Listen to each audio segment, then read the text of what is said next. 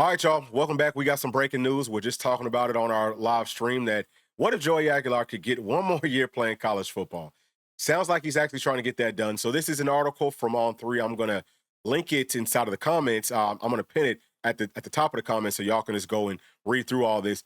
But they are saying that Diego Pavia's lawyer, he's filed something so that Pavia can potentially get one more year playing college football. And Joey Aguilar has been added as a plaintiff as well. Now, the kicker to this, what I find very interesting, or what I found very interesting, just in kind of like reading through some of the details and things like that, is that they're hoping that they can get this done by like next month. Like they're hoping that everything will get pushed through by next month, which is going to be perfect because the transfer portal opens up, I think, January the 12th or the 15th, or it's like the second week in January, something like that. So obviously the teams need to know who is going to be eligible to come back for one more season. And we just said it. I feel like this is a perfect situation for our Tennessee Volunteers.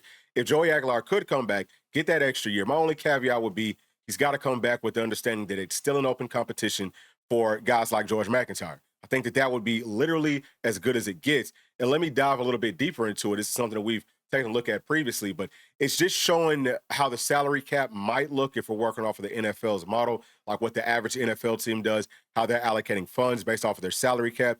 And this is how things would look working off of a $35 million salary cap, which we came up with the number in a previous video. We broke down how we got to the number, but we think that Tennessee is going to have about $35 million to spend on our 2026 roster. So looking at quarterback, up under offense is right up at the top on y'all's right side. About 12% goes to the quarterbacks. Now, it doesn't mean that every team's going to do this. It's just going off of an average from the NFL. So Tennessee might say, you know what, we want to spend less money on quarterbacks or more on quarterbacks. You got to mix and match. And I think that every year might be different with how you want to allocate funds. But let's just work with this model just so that things are simple. 12% of $35 million is $4.2 million for all three quarterbacks that you need on this level, because you need to have three scholarship guys just in case, because things happen. Football's a game of injuries.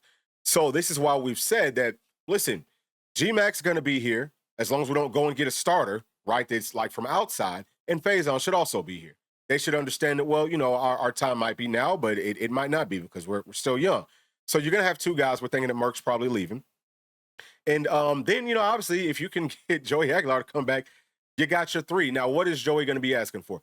This right here is just breaking down spot by spot. So we're looking in the top left at quarterback. What the average quarterback got paid on the Power 4 level in 2025 was $1 to $2 million. Now, what's next to it, that $3 million, that's about what I think that you'll be paying for a guy that's good. It doesn't even have to be like a Power 4 guy. It could be a guy that's coming from D2, D3, whatever. But they can play. This is about what I think the floor is to start the conversation. It's about $3 million. There's going to be some quarterbacks coming up in this window that'll probably break $5 million. So it's very expensive to go out and add somebody else. Now, it's not to say that Joey or, even George won't ask for more money. They might want to, get up to this ballpark with what the going rate is. If that's the case, then look, I would stick with George, and I would say, hey, we're going to go out to the portal and we're going to just find a good, solid backup for him. That's just the way that I look at it. It's fine if you see it differently. But in a perfect world, both of those quarterbacks take like a slight increase in pay. We can hold on to all three of them. And like I said, open competition, because in all honesty, George beat out Joey Aguilar in our preseason.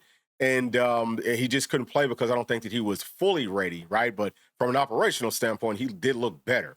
So if that happens again, George has to be the guy. But yeah, I found this very, very interesting. Obviously, there's going to be a lot more that comes out on this, and we'll be covering it very closely. But I wanted to bring this to y'all and let you know that things are actually trending. It is a real possibility that we could have Joey Aguilar back on our roster in some capacity in 2026. But let me know what y'all think about it down in the comments section. And as always, please make sure to like and subscribe to the channel. And we'll be talking to y'all tomorrow morning. Thanks. Peace.